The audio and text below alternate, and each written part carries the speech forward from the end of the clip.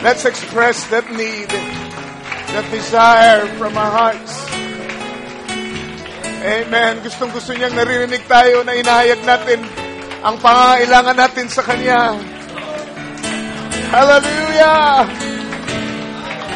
Huwag tayong mahiyang lumapit sa Kanya.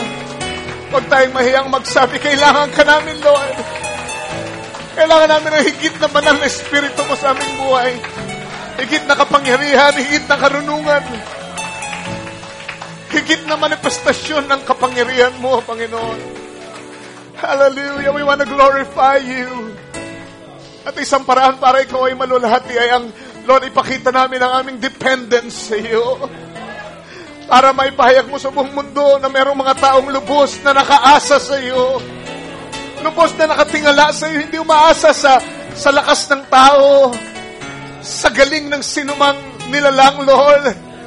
Hindi umaasa sa husay ng mga technology, kundi sa kapangyarihan mo, dakilang Diyos. We need you, Lord.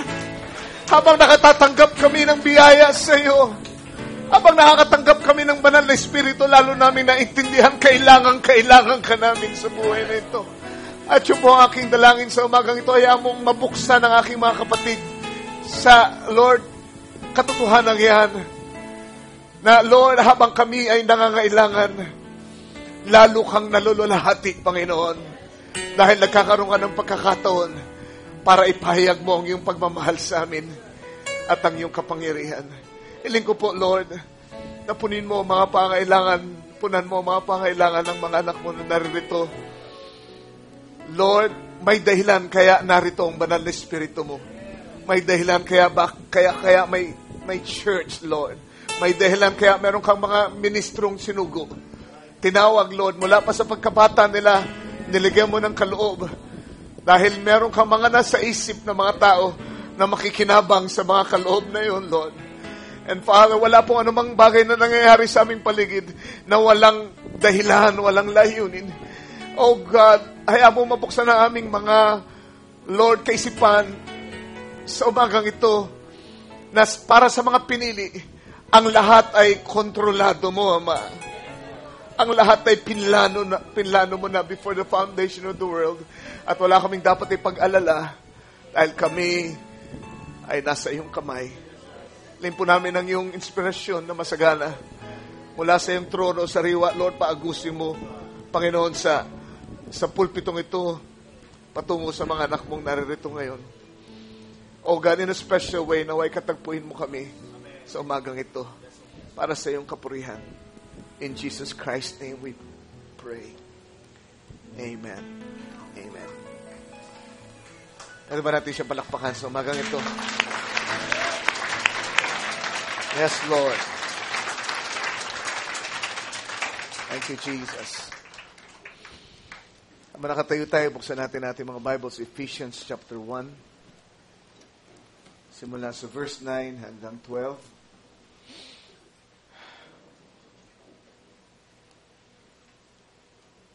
Kasi ba nagpapasalamat na presko tayo ngayon. At nagtitiwala ko na sana kahit hindi tag-ulan ay makaranas tayo ng mas preskong pananambahan dahil dun sa ginawa nating remedyo dyan sa gilid. Because ganyang paraan ay dumadaloy ng malaya ang hangin patungo rito sa ating kinaroroonan. So, appreciate natin lahat ng labors, ng mga kalalakihan, mga lingkod ng Diyos dito sa church. At sana ay ito ay mag-encourage sa inyo para higit na sumuporta sa ating needs. Amen? Kung ano mang magagawa natin, kung di kayo makatulong physically sa anyo ng paglilabor, maaari kayong tumulong financially, maaari kayong tumulong sa anyo ng panalangin, at sa anyo ng pagdadala ng merienda, pagka merong gumagawa, napakaraming paraan. Kung talagang bahagi tayo ng iglesyang ito, I'm sure we'll find ways para maipadama natin na ako'y bahagi ng iglesyang yan. So, sa lahat ng mga naglabor, amen, pagpalain kayo ng ating Panginoon. Ephesians chapter 1, verse 9 to 12. So, ko lang paalala.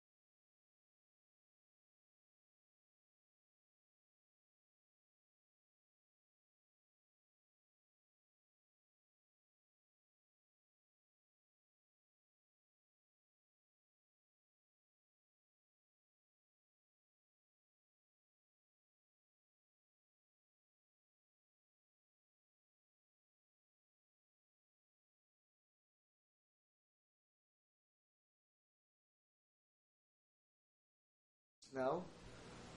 At tayo ay tatalakay ng ibang subtitle ngayon. Sabi dito, kung nakita nyo na, having made known unto us, pansinin nyo, having made known unto us,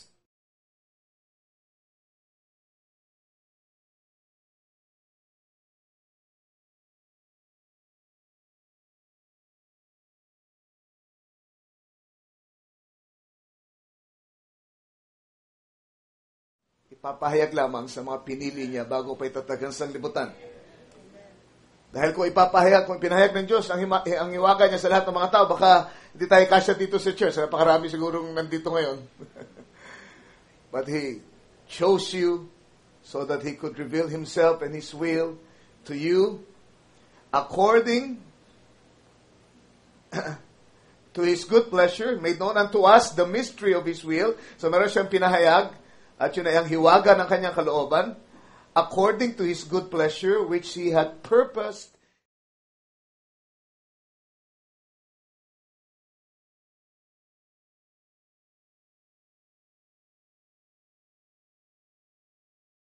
sabi sa verse 10, that in the dispensation of the fullness of times, He might gather together in one all things in Christ, both which are in heaven, which are on earth, even in Him, verse 11, in whom also we have obtained an inheritance, being predestinated. Ayun, yung as doon ay predestinated, according to the purpose of Him who worketh all things after the counsel of His own.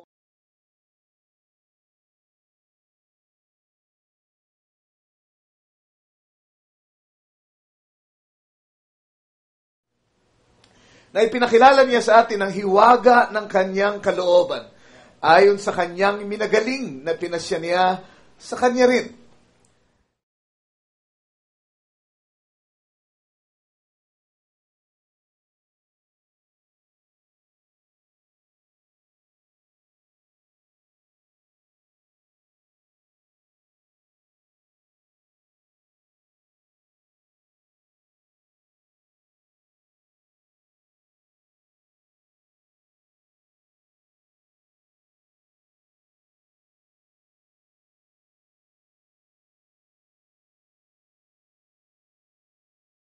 Minagaling ng kanyang kalooban. You see, ang Diyos ang pumili sa atin, ang Diyos ang nagplano ng mga bagay, Siya ang nagpasya, niwala tayong kinalaman dito. At ang sabi rito, verse 13 at 12, upang tayo'y, ito ang layunin, upang tayo'y maging kapurihan ng kanyang kalwalhatian. So may pinlano siya, may pinasya, may nilayon siya.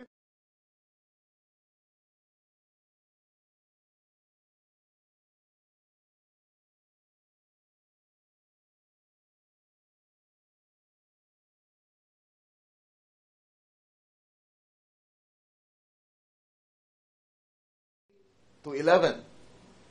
Sabi dito, unto me, who am less than the least of all saints, is this grace.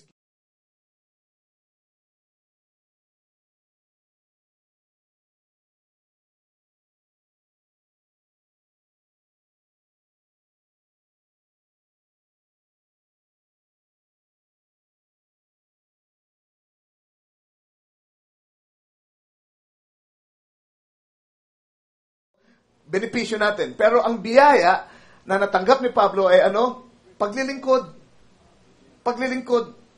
Amen? That I should preach among the Gentiles the unsearchable.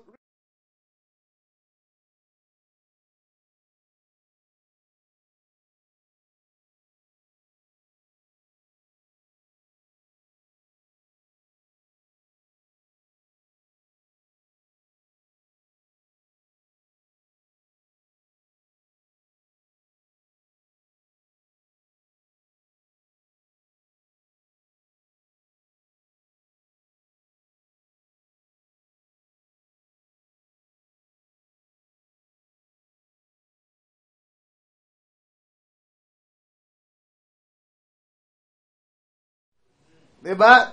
Make known. Yun ang sinabi dito. Amen? Anong verse ulit yun? To the intent that now unto the principalities and powers in heavenly places might be known by the church the manifold wisdom of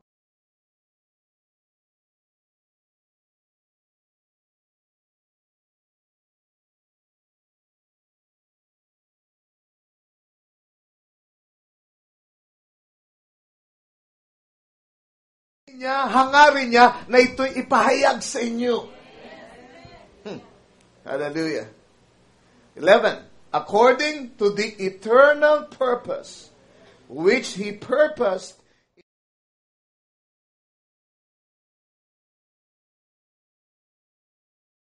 dito.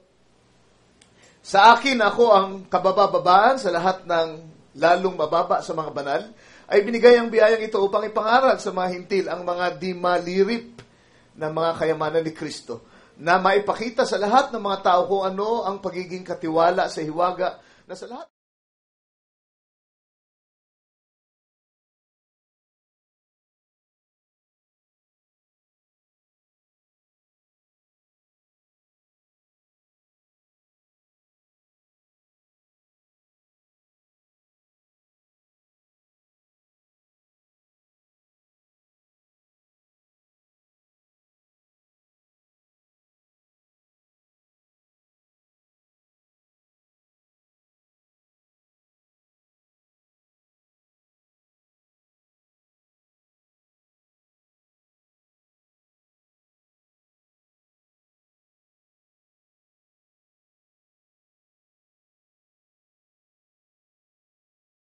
Karunungan ng Diyos, kung hindi mo na may papahayag sa atin, kung di natin maunawaan, kung di tayo makakapag-fellowship na katulad nito, at pag nag-usap tayo, nagkakaintindihan tayo, paano natin may papahayag sa mga tao, at sa pamunuan, sa langit, at sa ibabaw ng lupa, kung hindi sa atin muna ipinahayag ng ating Panginoon.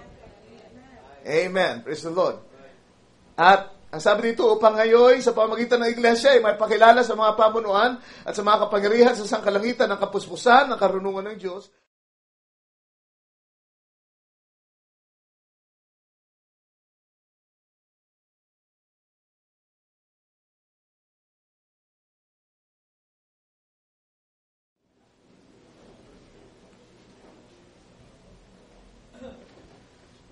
Alright, ang ating subtitle ay God's Reason and Purpose of Being. God's Reason and Purpose of Being. Ang dahilan at layunin ng existence ng Diyos. Okay? Kung paanong bawat isa sa inyo ay may dahilan kung bakit narito. May layunin kung bakit narito. Anumang bagay na narito ngayon sa ating paligid ay may layunin ng baso, may dahilan kung bakit may pulpito, may dahilan bakit may mikropono, may dahilan bakit may mga diakono, may dahilan bakit may trustees, may dahilan bakit may mga musicians. Amen. Naisip niyo ba yun na ang Diyos ay meron ding purpose and reason of being?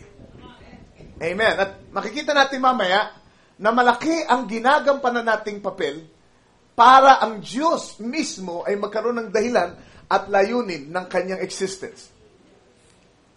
Kadalasan, we focus on our purpose and our reason of being.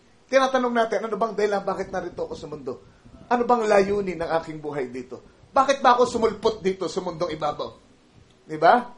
Pero ngayon, ating ibabaling ang ating paningin doon sa layunin ng existence ng Diyos. Because the only way we can really find out kung ano talagang dahilan bakit nandito tayo ay ang malaman natin kung anong dahilan bakit nandyan ang Diyos.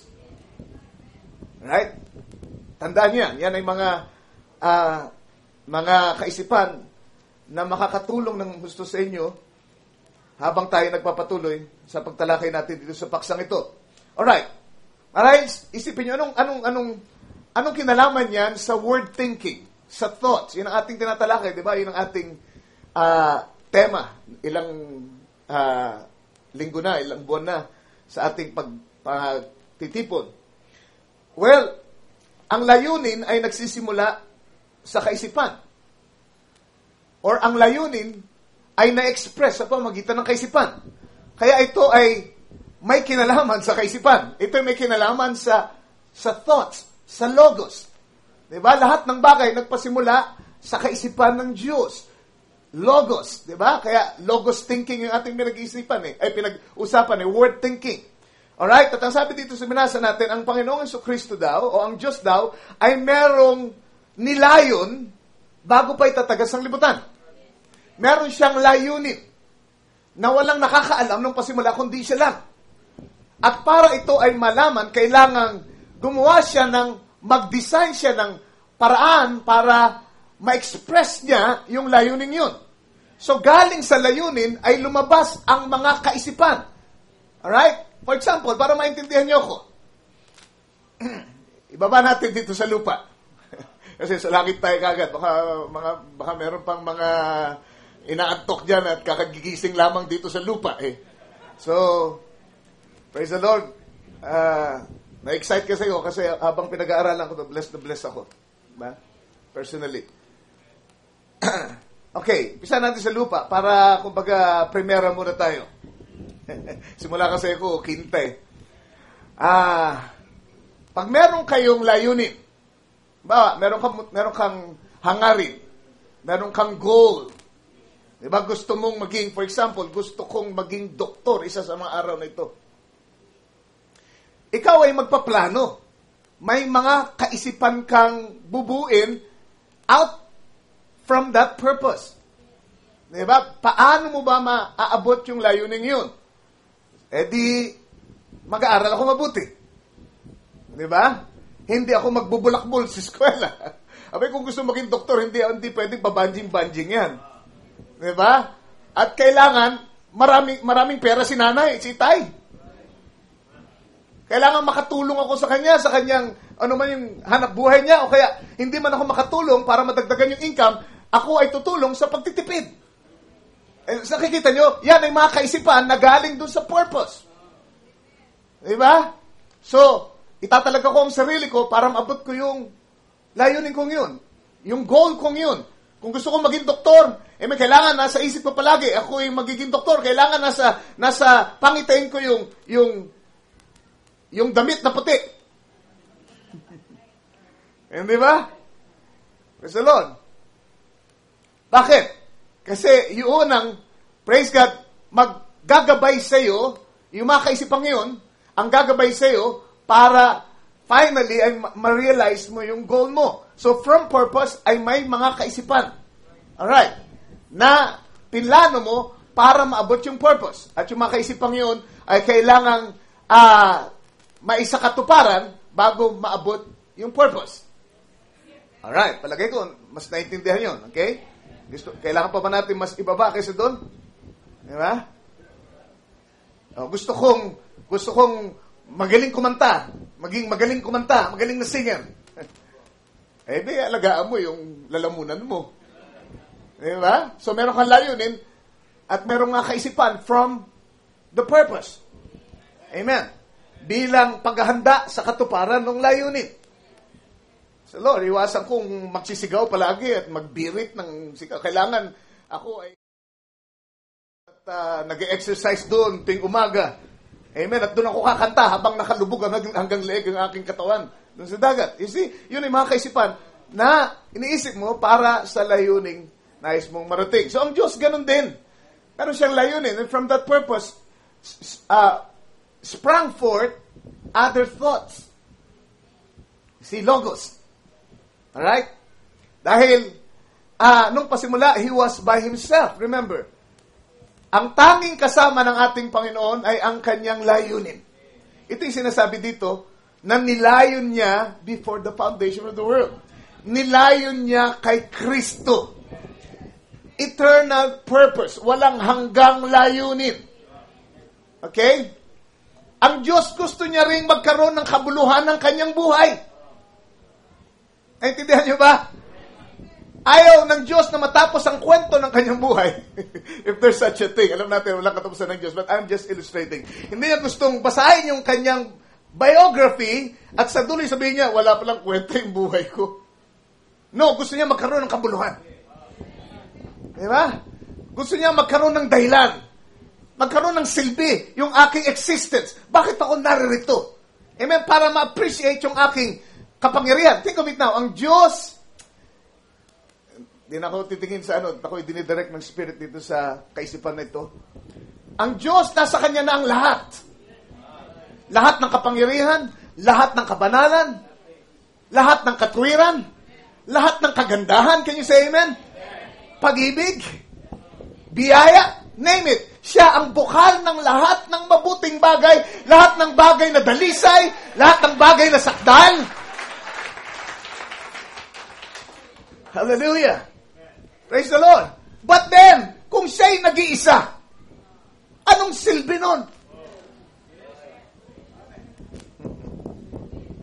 Anong silbi nun? Nasa akin lahat ng kapangyarihan. Sa akin lahat ng karunungan. Lahat ng talento na maaari mong isipin, nasa akin yun. Diba? Kung meron kayo iniisip ng mga taong very talented, wisik lang yan. Mula kay Lord. Diba? Siya ang source ng lahat ng talents. Pero ang sabi, He was Elohim in the beginning, the self-existing God. But then, ang sabi ni Brother Branham, ang Diyos na yun ay nagplano na maging isang pamilya. I will not be alone for all eternity. I will make myself a family. Bye. Gusto kong express ang aking sarili. Amen? Gusto kong itong malulahating mga kaisipan na planong nasa isip ko ay aking ma-express nang sa ganon ay makilala ko at magkaroon ako ng kabuluhan.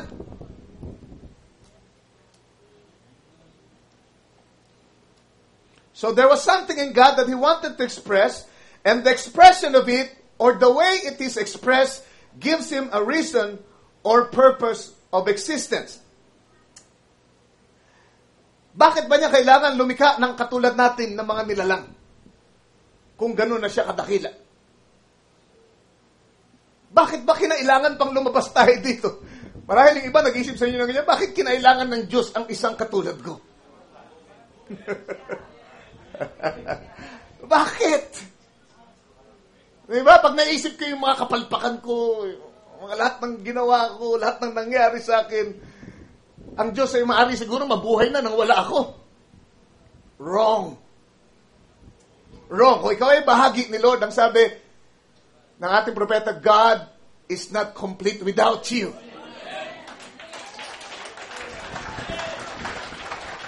Maintindihan mo, pati mga pagkakamali mo, mga kapalpakan mo dati, maling desisyon, maling pangyayari, masasakit na pangyayari, ay kasama doon sa plano ng Diyos. Dahil gusto niyang ma-enhance yung kanyang dahilan o layunin ng existence. Para ma-appreciate na may Diyos, para ma-appreciate na nandyan siya, buhay siya, nag-exist siya.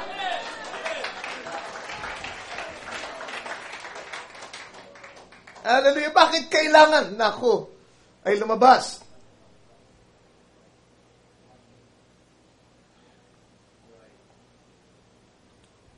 Alright. Dito sa message na Ephesians Church Age,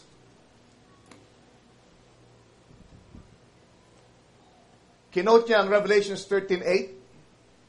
Sabi niya, all that dwell upon